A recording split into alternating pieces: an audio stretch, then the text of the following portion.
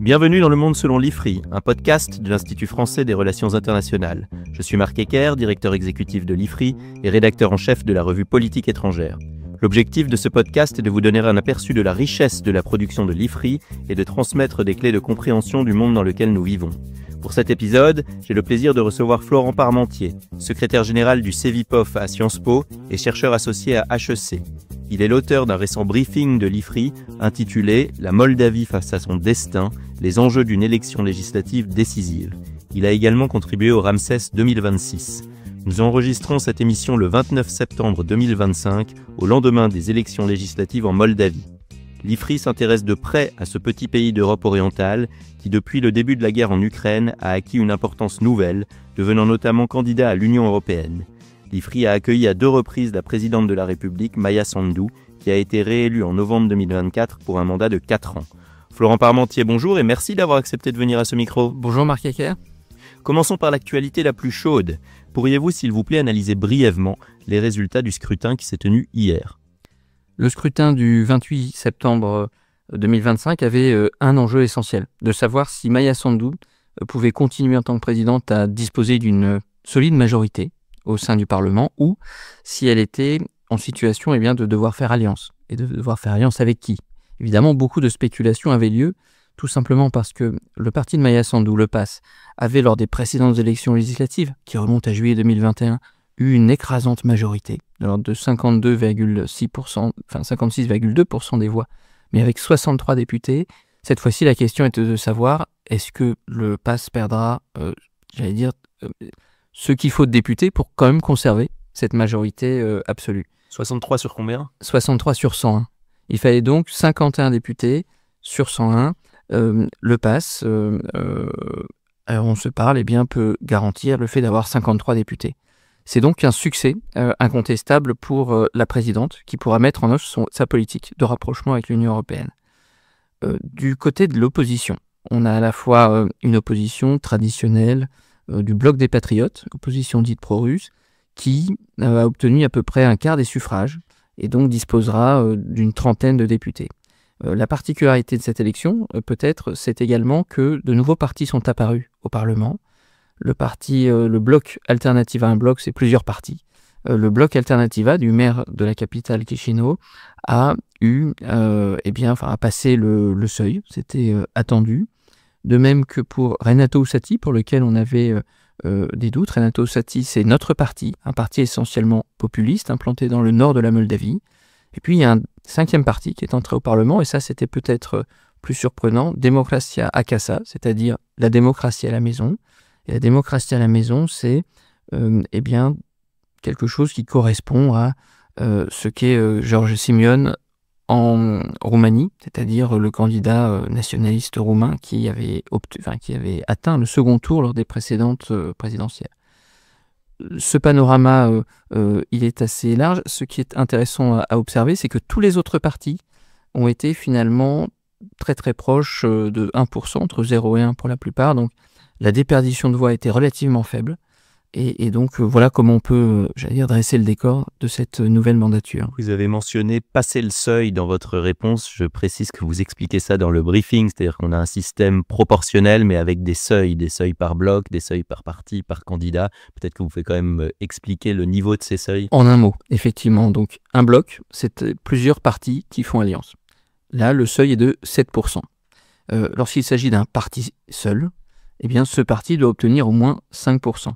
Il y a eu ensuite plusieurs candidatures individuelles, c'est-à-dire une personne qui se présente seule au Parlement sans liste, et dans ce cas de figure, la personne qui doit être retenue doit faire au moins 2%. Aucun des candidats individuels n'a obtenu ce score de 2%, ce qui est un score difficile à atteindre, paradoxalement, puisque il faut faire campagne tout seul.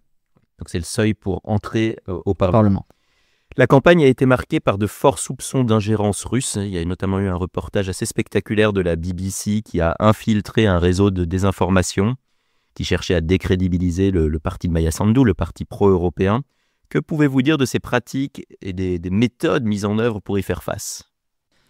Du côté des pratiques qui ont été mises en place par la Russie, il y a 3 éléments peut-être à retenir. Le premier, c'est la question de la désinformation et donc de la mise en place d'un système dans lequel finalement tout est fait pour critiquer l'Union européenne, le parti en place, avec des nouvelles volontairement faussées. On peut en prendre un exemple pour donner un élément. Lors de la visite du président Macron, du chancelier Merz et du Premier ministre Tusk, le 27 août dernier à Chisinau, eh bien, une fausse nouvelle s'était répandue, selon laquelle, si Maia Sandu remportait l'élection législative du 28 septembre, eh bien, le plus probable est qu'il y aurait un envoi quasi immédiat de 700 volontaires dans la coalition des volontaires qui essaie de mettre en place la France et le Royaume-Uni. Il n'y a pas de tangibilité de cette affirmation, mais ça a été repris en boucle par différents éléments. Pourquoi ça a été repris ? Parce que cette fausse nouvelle allait dans le sens d'un narratif qui disait en substance « Maia Sandu va entraîner la Moldavie dans la guerre ». Ça a été l'un des modes opératoires les plus constants.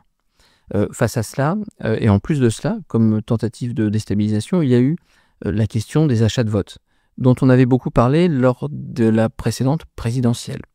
En octobre, le 20 octobre 2024, au soir du premier tour, Maia Sandu avait fait une déclaration dans sa conférence de presse selon laquelle 300 000 votes auraient été achetés dans le cadre de l'élection présidentielle. Il faut remettre peut-être en contexte, c'est-à-dire qu'on parle d'un nombre considérable de personnes. La Moldavie, c'est 2,6 millions d'habitants. Il faut le rappeler. Donc, cette part importante de l'électorat aurait été corrompue. C'est en tout cas ce que disait Maia Sandu. Depuis l'an passé, des poursuites ont pu être mises en place. Et cela a justifié, cette politique, l'interdiction d'un certain nombre de partis, généralement pro-russes, jusqu'à l'avant-veille du scrutin.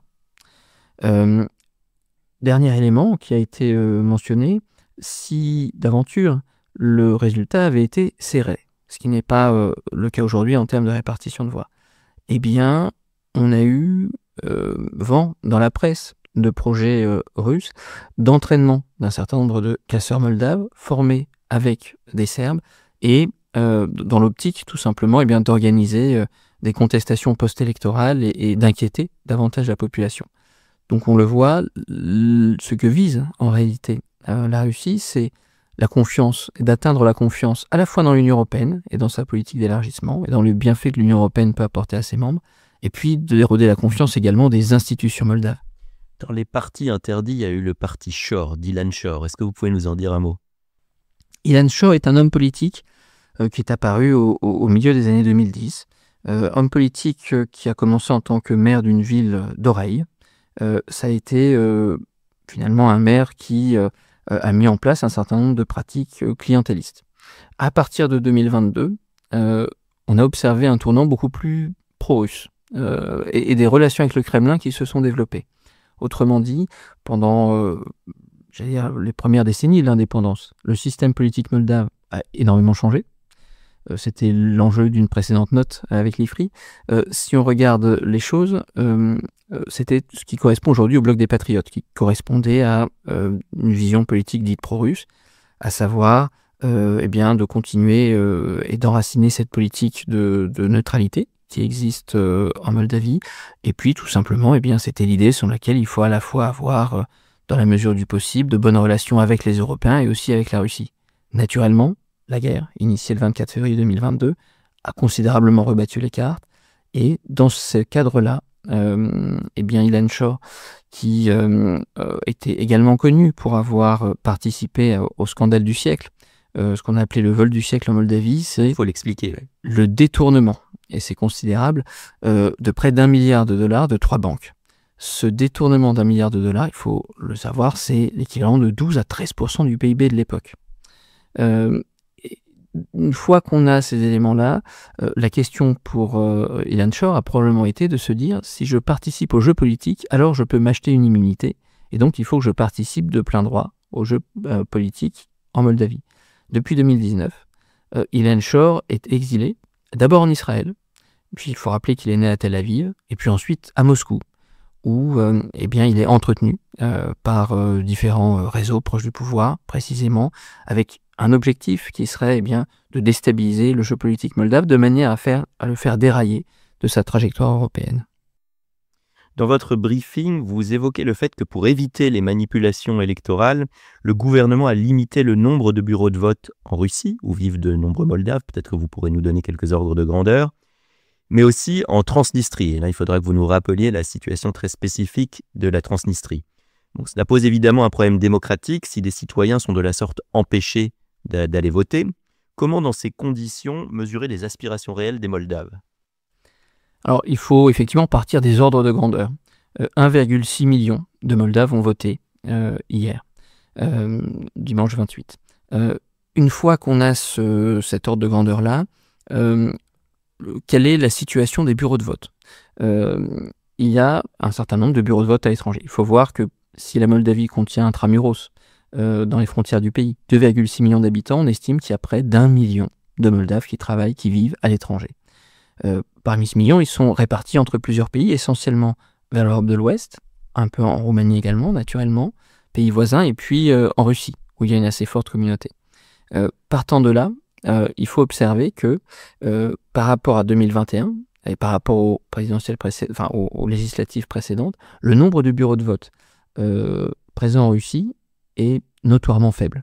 Il n'y a en réalité que 2 bureaux de vote à Moscou, pour une communauté qui est estimée entre 150 000 et 500 000 personnes, disons un chiffre moyen 300 000. Si on regarde pour une population légèrement inférieure de nombre de Moldaves en Italie, eh bien, si on compare, on s'aperçoit qu'il y a 75 bureaux de vote en Italie, 26 bureaux de vote en France. Or, l'Italie et la France chacune ont moins de ressortissants moldaves que ne peut en avoir la Russie.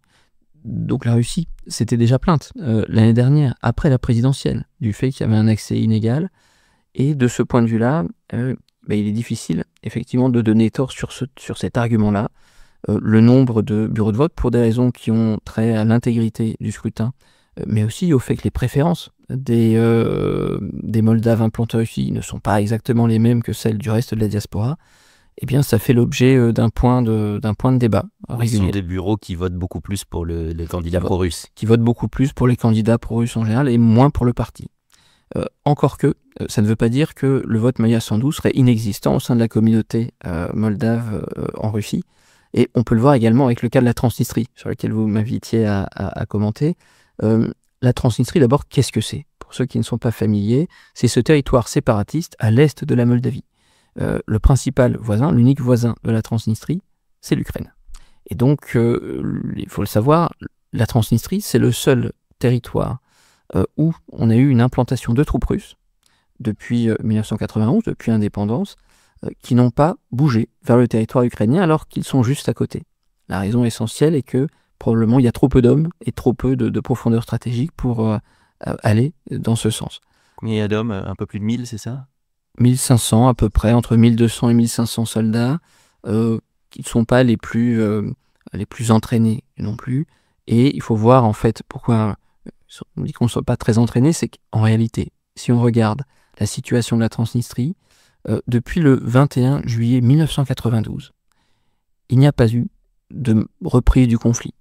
Il y a eu un accident qui un jour a fait un mort à la frontière, mais c'est un accident sur quasiment plus de 3 décennies. Donc, si on regarde les choses, avant 2022, la crainte était plutôt effectivement d'une possible reprise des hostilités, mais en réalité, les Moldaves ont été extrêmement fermes sur leur attachement à la neutralité, et il y a un consensus politique pour dire en substance qu'il n'est pas question de reprendre militairement la Transnistrie, il faut que nous reprenions les choses politiquement. Ça, c'est que l'on soit pro-russe, pro-européen, là, tout le monde à peu près se met d'accord avec cette idée. Il n'y a pas de volonté revanchiste depuis la Moldavie. À présent, si on regarde les élections, il y a 2 choses qui sont frappantes.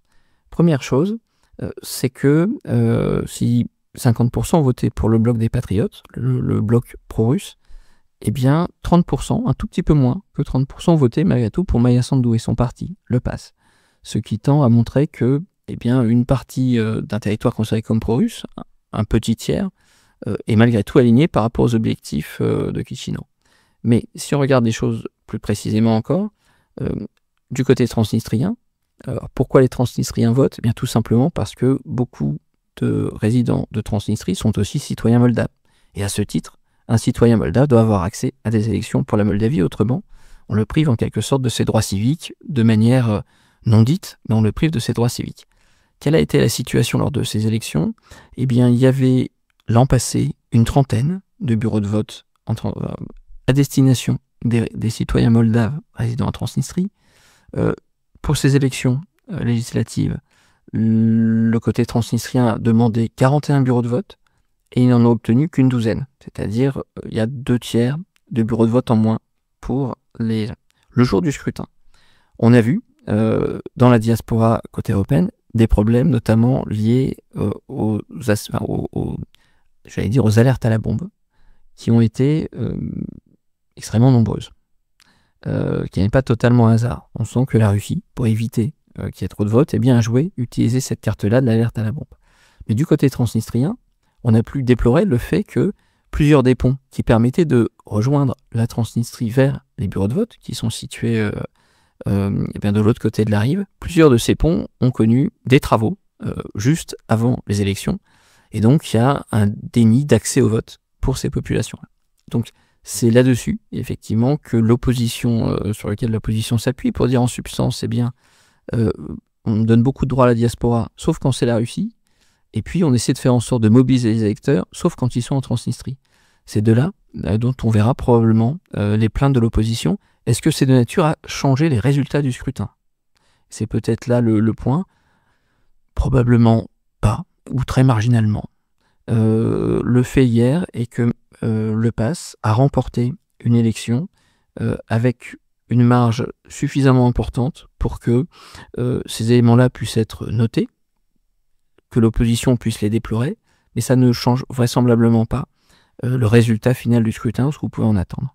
On voit quand même bien le piège qui est tendu, hein, c'est-à-dire que le gouvernement qui met en avant les pratiques démocratiques pour éviter des manipulations du scrutin en vient à limiter l'accès au vote de certains ressortissants, ce qui en soi pose des problématiques au niveau de la sincérité du scrutin et de la démocratie. C'est une situation qui paraît compliquée, assez inextricable même, et qui jette en quelque sorte quand même un voile assez sombre sur le scrutin lui-même.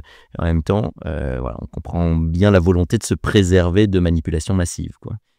Comment est-ce qu'ils s'en tirent? Parce qu'il y a aussi la problématique de la candidature à l'Union européenne. Donc si le gouvernement pro-européen a des pratiques qui sont de nature à limiter l'accès au vote, ça peut aussi, j'imagine, poser des questions à Bruxelles et dans les capitales européennes. Alors si on regarde l'ensemble du scrutin,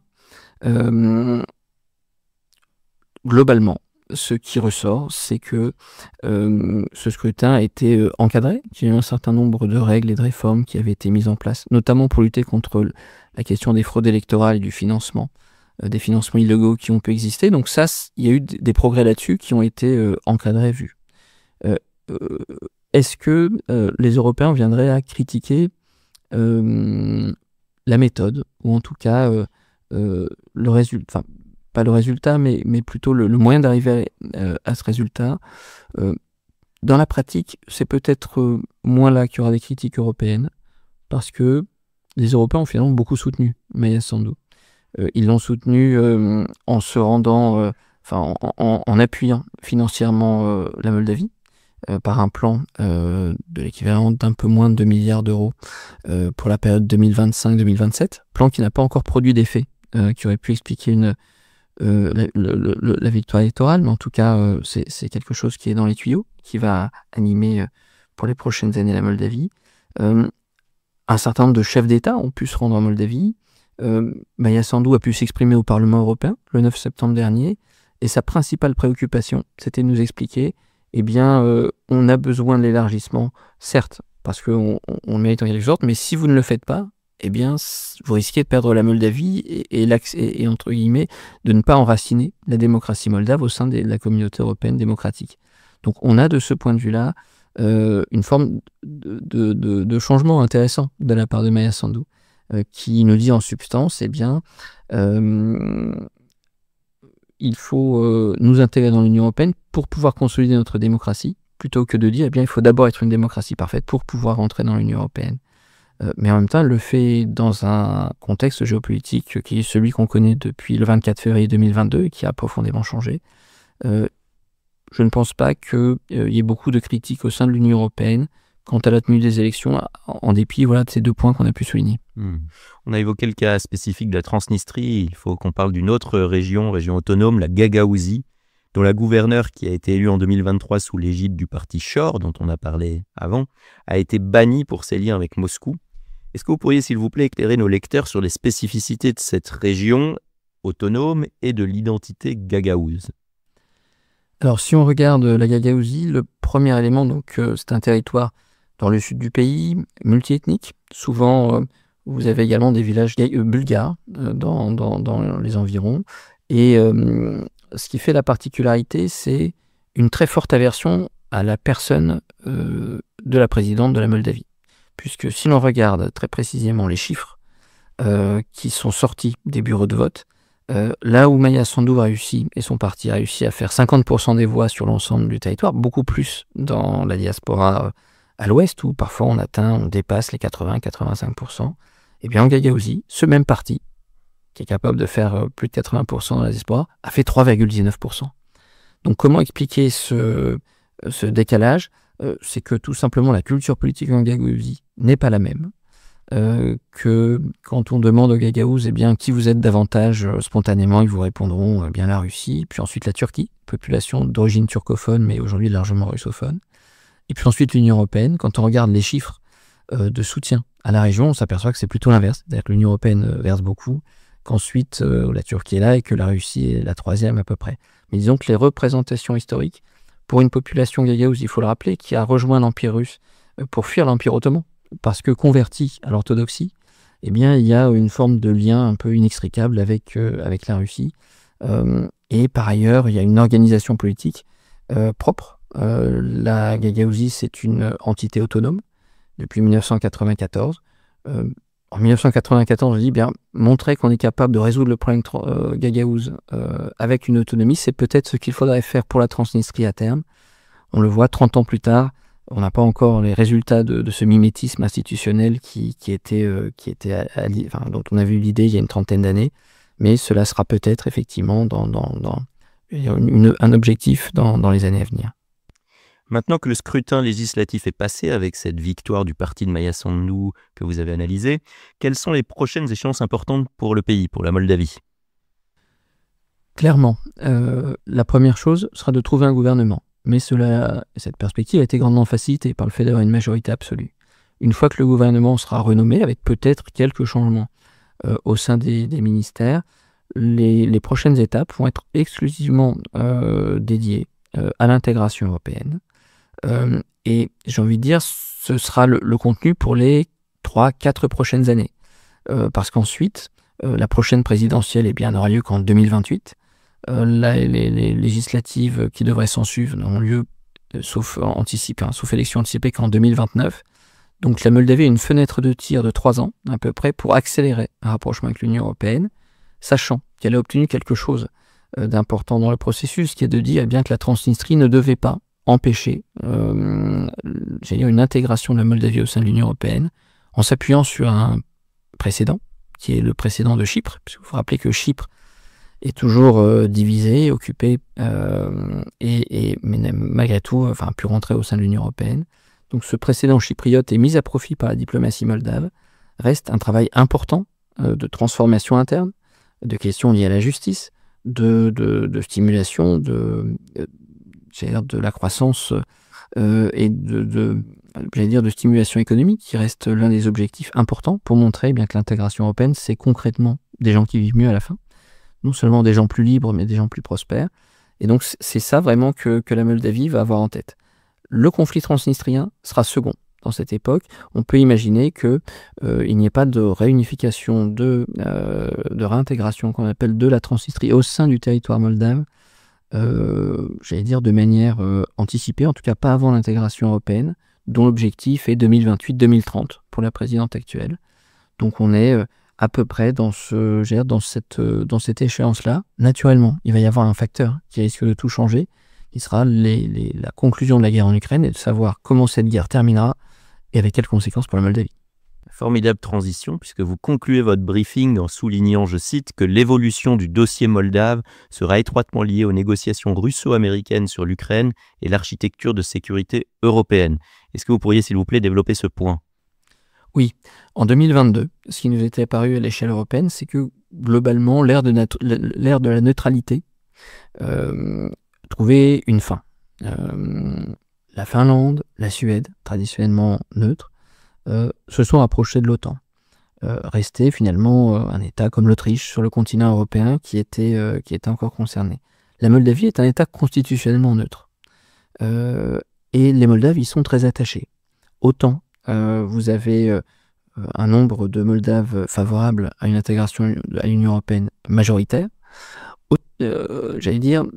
pour autant, si on regarde du côté de l'organisation du traité de l'Atlantique Nord, ce qu'on voit, c'est que un quart des Moldaves y sont favorables et 2/3 à peu près rejettent la perspective d'une intégration de la Moldavie au sein de l'OTAN. Pourquoi ? Eh bien parce que les Moldaves ont observé le fait qu'en 2008, au sommet de Bucarest, la Géorgie avait eu une promesse d'intégrer l'OTAN. Il y a eu une guerre en 2008. Pour ce même sommet de Bucarest en 2008, l'Ukraine a eu la proposition de rejoindre l'OTAN. Il y a eu une guerre en 2014 qui a repris en 2022. Et donc, la Moldavie se dit, si c'est vraiment un casus belli, alors il vaut mieux coopérer avec les Européens, peut-être avec l'OTAN de manière détournée, mais disons que rester le plus proche possible de la neutralité, qui correspond à une aspiration profonde de l'opinion publique. Dans ce cadre-là, que deviendra la Moldavie après la guerre en Ukraine ? Ça dépendra naturellement de la situation d'Odessa. Pourquoi ? Eh bien, tout simplement parce que la Moldavie aujourd'hui n'a pas de frontière avec la Russie. Si d'aventure il devait y avoir une opération, un prolongement de la guerre dans la région d'Odessa, alors le sort de la Moldavie en serait profondément modifié. Tant que cette région tient, et ça a quelque sorte de verrou, la situation de la Moldavie sera beaucoup plus simple. Et donc, c'est en fonction de la sortie de la guerre qu'on pourra voir où s'arrêtent les zones d'influence de la Russie et probablement ce que la Moldavie sera autorisée à faire. En termes de rapprochement de l'Union européenne, certainement, on peut douter de l'intérêt pour l'OTAN aujourd'hui, de l'intérêt pour l'OTAN en Moldavie, de l'intérêt de l'OTAN pour la Moldavie. Pour l'instant, ces dossiers ne sont pas à l'ordre du jour. Reste à voir effectivement comment se terminera la guerre en Ukraine. Florent Parmentier, merci beaucoup d'avoir participé à ce podcast. Chers auditeurs, je vous recommande vivement de lire sa contribution au nouveau Ramsès, ainsi que son briefing qui se trouve sur le site de l'Institut français des relations internationales. Par ailleurs, n'hésitez pas à vous abonner au Monde selon l'IFRI sur votre plateforme préférée et à suivre l'IFRI sur les réseaux sociaux. À bientôt pour un prochain épisode.